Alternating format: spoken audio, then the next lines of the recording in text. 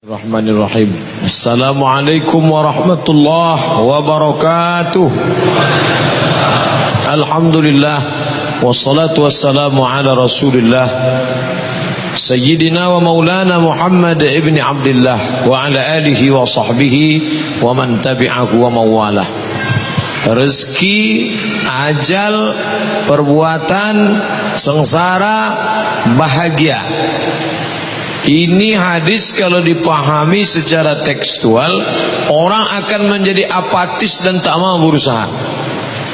Lalu yang disalahkan takdir, maka muncullah satu gerakan namanya Neo Mu'tazilah yang mengatakan rukun iman dipangkas saja jadi 5. Untuk minabillah wa malaikatihi wa kutubihi wa rusulihi wal yaumil akhir. Takdir tak usah, karena gara-gara takdir ini umat Islam jadi mundur, tak mau berusaha. Tak usahlah berusaha, rezeki sudah ditetapkan. Maka di sini dijelaskan oleh para ulama memahami hadis-hadis tentang takdir secara umum ada 3 yang mesti dilakukan. Pertama, jangan menarik kesimpulan dari satu hadis. Ada satu kitab ditulis Syekh Yusuf Al-Qaradawi, judulnya Kaifa Nata'amal Ma'as Sunnah, bagaimana berinteraksi dengan hadis. Sudah diterjemahkan ke bahasa Indonesia, dicetak oleh Gema Insani Press, GIPS, Jakarta. Bagaimana cara berinteraksi dengan hadis? Kumpulkan hadis-hadis yang banyak dalam satu tema, baru tarik satu kesimpulan. Karena hadis ini akan dilengkapi hadis ini. Sama macam hadis tentang solat. Mana ada hadis tentang solat dari mulai niat sampai takbiratul ihram sampai salam? Tak ada. Hadis ini, hadis tentang ruku', hadis tentang sujud. Begitu hadis tentang Isra Mi'raj. Tak ada hadis tentang satu Mi'raj, satu hadis saja. Tak ada. Begitu juga dengan takdir ini, kumpulkan banyak hadis, lalu namanya maudhu'i, tematik. Ditarik satu kesimpulan dari satu hadis, dhalla wa adalla, sesat dan menyesatkan. 2. Ada kalimat-kalimat dalam bahasa Arab yang tidak bisa dipahami secara teks. Kalau dipahami secara teks, gagal kita paham, gagal paham, salah. Contoh, in tuqridallaha qardan hasana, kalau kau beri pinjaman kepada Allah. Kalau kau beri pinjaman kepada Allah, Allah maha kaya, Allah tak perlu pinjaman. Apa makna kau beri pinjaman kepada Allah? Kau beri pinjaman kepada agama Allah dan orang-orang yang menegakkan agama Allah, maka Allah akan berikan balasan berlipat ganda. Ayat lain, in tansurullah, kalau kau tolong Allah. Ini tidak bisa dipahami secara teks. Kau tolong Allah, Allah mana perlu pertolongan kita? Wa huwal ghaniyul hamid, dia maha kaya lagi maha terpuji. Apa makna kau tolong Allah? Kau tolong agama Allah, kau tolong orang-orang yang menegakkan agama Allah. Maka perlu namanya takwil. Makanya Imam Ibnu Abbas, sahabat Nabi, didoakan Nabi, Allahumma faqihhu fid din, dalamkan agamanya, wa'allimhu ta'wil, ajarkan dia ta'wil. Karena banyak ayat dan hadis dipahami bukan secara teks, tapi ta'wil dari teks itu. Yang ketiga, pahami ayat dan hadis tentang takdir menurut pemahaman salafus salih. Siapa itu salaf? 3 abad pertama. Khairul qurun qarni, sebaik-baik abad-abadku, zaman Nabi SAW. Thumma alladhina yalunahum, sahabat sesudah itu, zaman para sahabat. Thumma alladhina yalunahum, sahabat tabi'in, tabi'in. 3 abad pertama salaf. Ikuti pemahaman takdir menurut pemahaman salaf. Bagaimana Nabi, sahabat, tabi'in, tabi'in memahami ayat-ayat dan hadis-hadis takdir. Kalau tidak, maka kita akan terikut-ikut dengan kelompok ahlul bid'ah. Siapa dia? Itu 2 yang saya sebutkan tadi. Jabriyah yang mengatakan kita terpaksa dengan takdir, Qadariyah yang mengatakan campakkan saja takdir ini. Kedua-dua kelompok ini ahlul bid'ah. Jabariyah ahlul bid'ah, Qadariyah ahlul bid'ah. Ahlus sunnah wal jamaah, Imam Abul Hasan al-Ash'ari menyusun tauhid ini untuk membantah Jabariyah dan membantah Qadariyah. Maka datanglah dia Imam Abul Hasan al-Ash'ari abad ketiga, abad keempat, merumuskan, diambil dari Quran dan sunnah. Maka ada al-kasbu, usaha tentang rezeki. Beriman bahwa rezeki saya sudah dituliskan malaikat, maka akan membangkitkan semangat untuk mencari rezeki. Tidak menjadi orang yang berputus asa karena menganggap rezeki kita sudah diambil orang lain. Kalaulah rezeki musang diambil harimau, maka sudah lama musang itu punah dari atas muka bumi ini. Makanya apa kata orang Melayu? Rezeki musang tak akan dimakan harimau, karena sudah ada rezekinya masing-masing.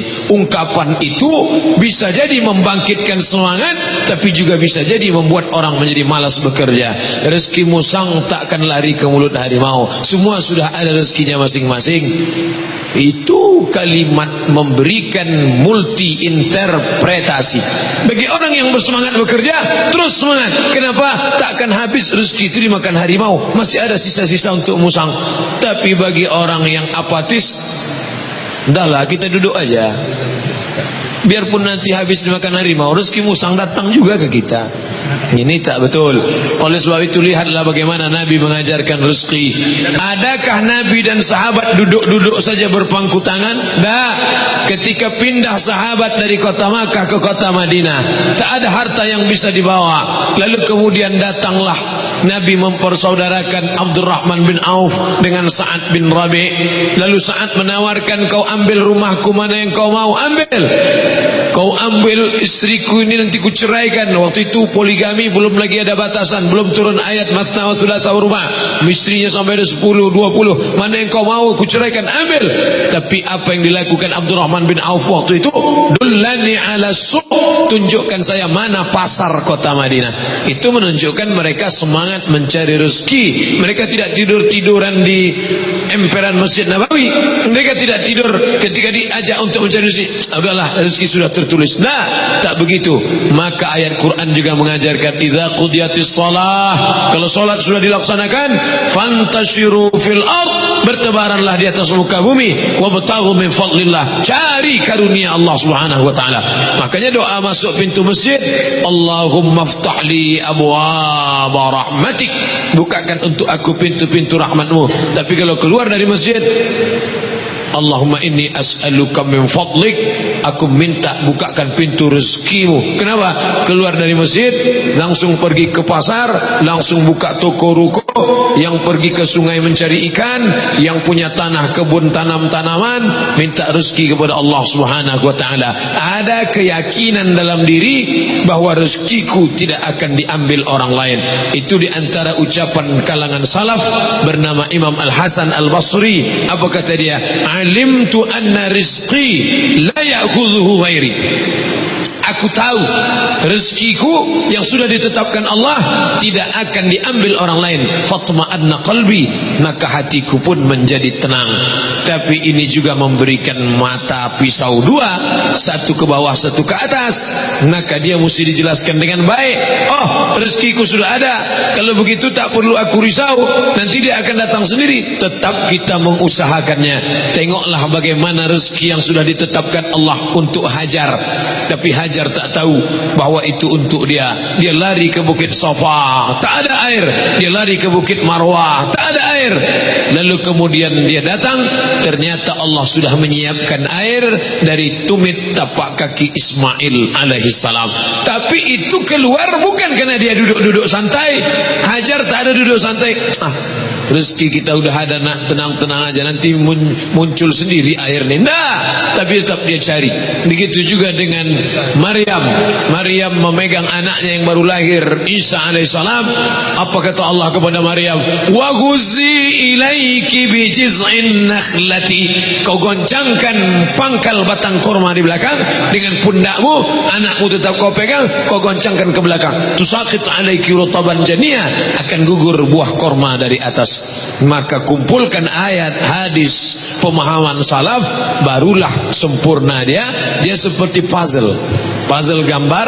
Jangan ambil sepotong tak utuh dia, maka ambil gambar mobil, ada bannya, ada atapnya, ada jendelanya, ada spionnya, ada mesinnya, barulah dia menjadi gambar yang sempurna. Kenapa Allah tak kasih saja satu? Kenapa? Disitulah nampak yarfa'illahu allazina amanu minkum. Allah ingin menunjukkan mana keutamaan orang beriman, ada di atas itu. Siapa dia? Wallazina utul ilma, orang yang berilmu. Ada beriman, ada berilmu. Darajat, diangkat Allah beberapa derajat. Masalah fisik, ada yang tinggi, ada yang sedang, ada yang rendah. Masalah rezeki, ada yang tinggi, ada yang sedang, ada yang rendah. Masalah memahami Al-Quran dan Sunnah pun macam ini juga. Tak semua sahabat Nabi, 114.000 jumlah sahabat Nabi, kata Imam Abu Zur'ah. Tak sama semua kualitasnya. Ada yang hebat dalam bidang hadis, Abu Hurairah radhiyallahu anhu.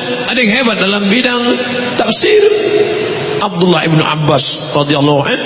Ada yang faqih, ahli fikih, Abdullah ibn Umar, Aisyah, Abdullah ibn Mas'ud. Ada yang bidang bacaan Al-Quran, qiraatnya, yaitu Ubay bin Ka'ab, Zaid ibn Thabit. Ini menunjukkan ada kelebihan masing-masing. Maka begitu juga dengan masalah rezeki ini. Dengan meyakini bahwa rezeki ditulis, maka jangan ragu. Ibu yang punya anak, jangan sampai, nak, aku tinggalkan engkau, aku khawatir nanti kau makan apa, maka kau makanlah segalanya. Aku khawatir nanti kau susah, ini sudah kusiapkan duit korupsi, duit haram, duit sikut, duit tunjang, duit sipak, duit sundul. Gara-gara khawatir anak tak makan, lalu menyediakan harta haram. Na'udzubillah, na'udzubillah.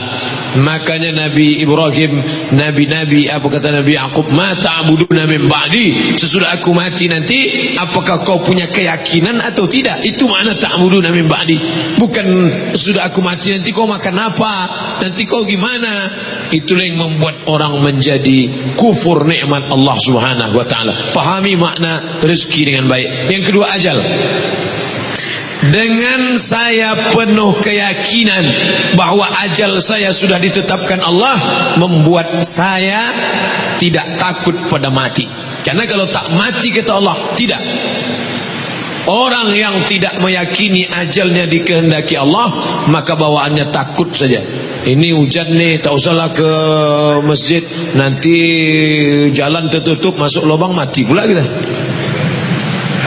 Ini hujan nih, banyak nyamuk, nanti di pengajian digigit nyamuk, kena Aedes aegypti, mati pula kita. Ini bapak ibu yang hadir malam ini orang-orang yang tak takut mati semua. Kan takut juga, tak ada bunyi.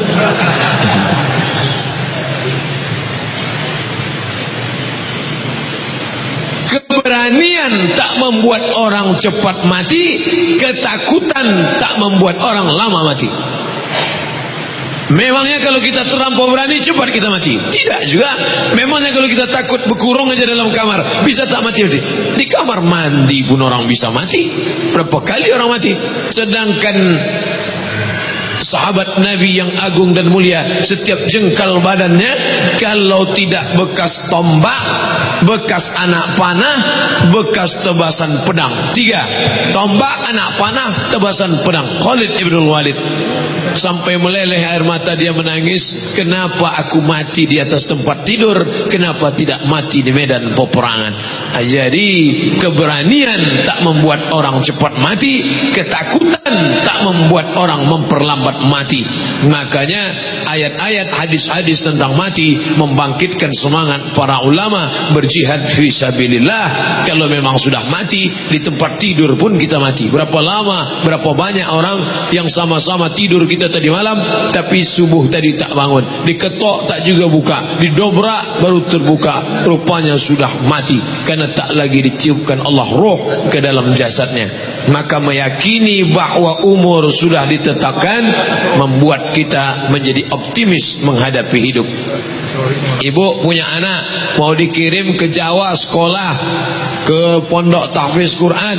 Kalau bawaannya takut nanti kau pergi ke sana takut mati, akhirnya anak diletakkan di celah ketiak, tak pernah pergi kemana-mana, akhirnya mati juga.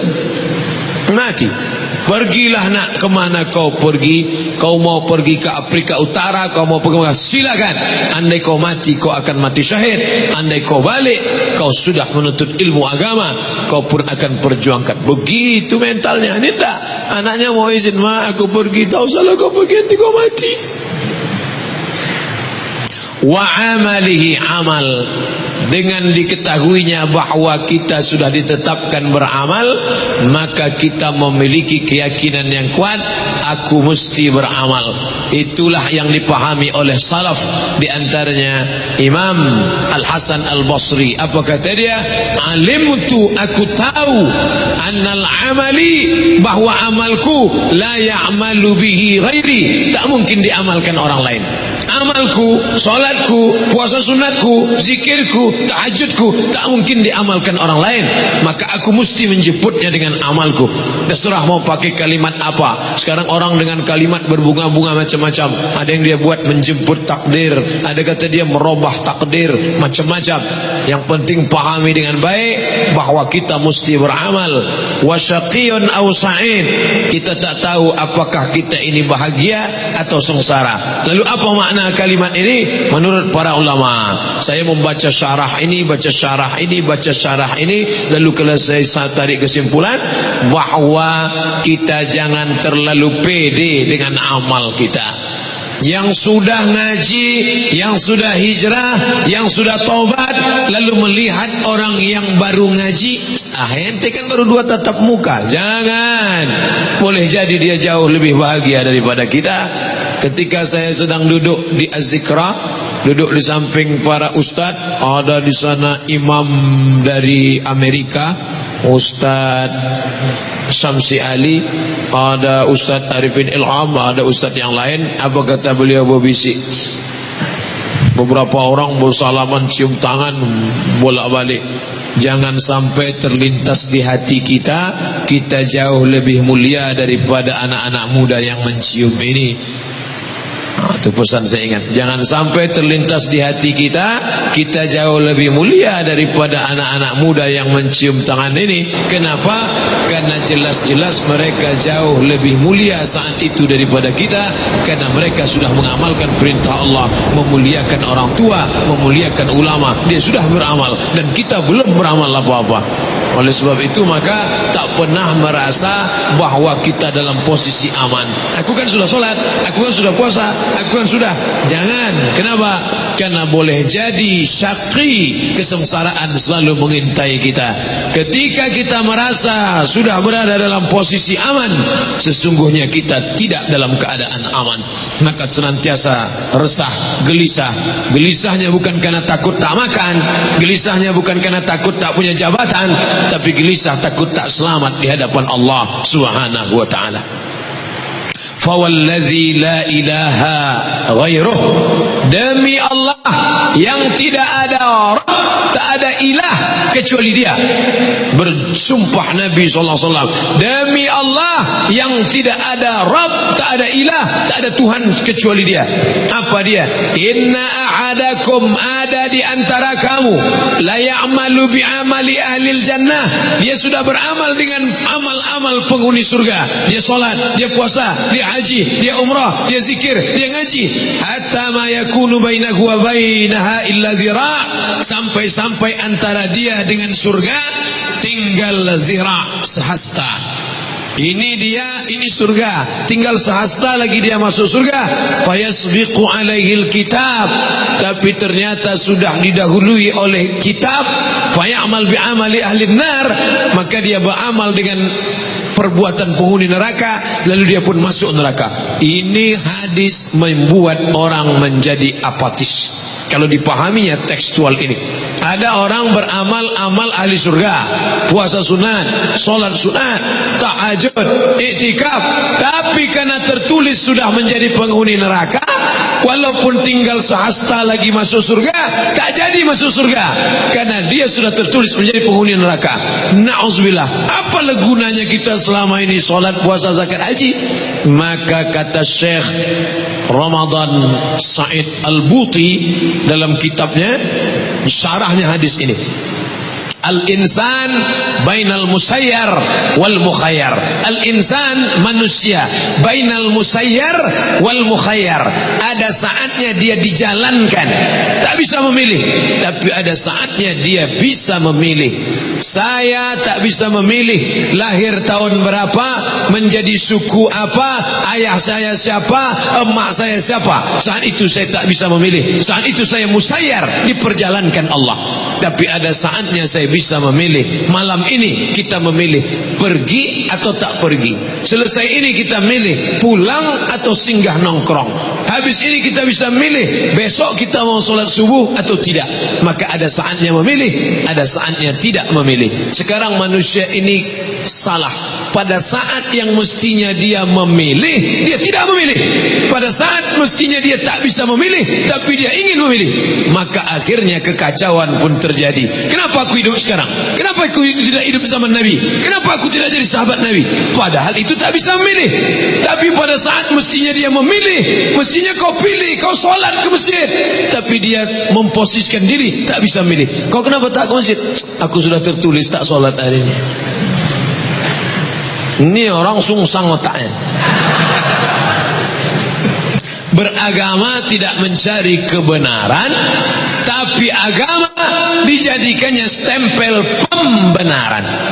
Dia memang salah, pelaku dosa, pezina, lalu dicarikannya dalil-dalil agama untuk membenarkan tingkah lakunya. Ini orang model begini sudah ada sejak zaman Umar bin Khattab.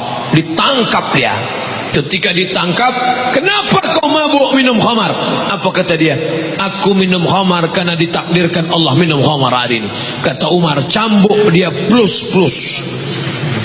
Orang minum khamar cambuknya 40 kali. Tambah lagi kata Umar. Kenapa? 40 kali untuk dosa minum khamar, tambahan karena bicara takdir tanpa ilmu. Oleh sebab itu kata Syekh Muhammad Said Ramadan Al-Buti, apa makna hadis ini? Dijelaskan oleh hadis lain. Sama seperti pertemuan kita sebelumnya. Hadis tentang Jibril duduk meletakkan tangannya di atas pahanya. Di atas paha dia atau di atas paha Nabi? Dijelaskan riwayat lain dalam Sunan Nasai. Di situ dijelaskan dia meletakkan tangannya di atas paha Nabi. Begitu juga dengan hadis ini. Ada satu orang beramal dengan amal ahli surga, sampai antara dia dengan surga tinggal sehasta, tapi sudah didahului kitab dia masuk neraka, maka akhirnya dia berbuat amal neraka, masuk neraka juga dia akhirnya. Penjelasannya dalam hadis Sahih Bukhari, ya bedu, kelihatannya di pandangan manusia, artinya apa? Di dalam amalnya itu ada unsur riya. Hadis ini dijelaskan hadis lain. Sekarang bagaimana kalau hadis ini kita baca, dikompromikan, dikorelasikan, dikombinasikan dengan hadis yang ada dalam Sahih Bukhari? Ada orang beramal dengan amal ahli surga, kelihatannya di depan manusia macam amal ahli surga, tapi ternyata tak ada keikhlasan dalam dirinya, maka akhirnya dia masuk neraka. Kenapa? Karena riya. Begitulah pemahaman memahami hadis dengan pemahaman yang sempurna dikombinasikan dengan hadis lain. Bagian akhir dari hadis, wa inna a'adakum, ada di antara kamu, la ya'malu bi amali ahli nar, dia sudah beramal dengan amal ahli neraka, berzina, minum khamar, berjudi, ma yakunu bainahu wa bainaha illa zira', sampai-sampai antara dia dengan neraka itu tinggal sehasta, sikit lagi masuk neraka. Fayasbiqu alaihil kitab, tapi dia sudah didahului kitab. Fayamalu bi ahli jannah, lalu kemudian dia beramal dengan amal ahli surga. Fayadkhuluhu, dia pun masuk surga. Apa makna yang terkandung dalam kalimat ini? Bahwa orang yang pelaku dosa, jangan pernah kau putus asa dari rahmat Allah Subhanahu wa ta'ala. tak terhitung berapa SMS, WhatsApp message yang masuk. Ustaz, saya ini penuh dosa, masa kecil tak pernah belajar agama, saya berzina, apakah masih ada terbuka pintu untuk saya? Ini hadis jawaban untuk saudara-saudara kita yang merasa dirinya berdosa. Kalian yang sudah beramal dengan amal ahli neraka, tapi kalau berbuat baik, maka Allah subhanahu wa ta'ala tetap membukakan pintu kebaikan. Beramallah dengan amal ahli surga, jangan ada riak di dalamnya, karena nanti di akhirat manusia ini akan terbagi tiga. Walaupun kita sekarang macam-macam kelompok agama, aliran, mazhab, hanya terbagi tiga nanti di akhirat. Pertama, orang yang beramal karena Uzair. Kedua, orang yang beramal karena Isa. Ketiga, orang yang beramal karena ria. Hai kalian yang beramal karena Uzair, cari Uzair, aku tak mau beri balasan pada kalian, cari Uzair.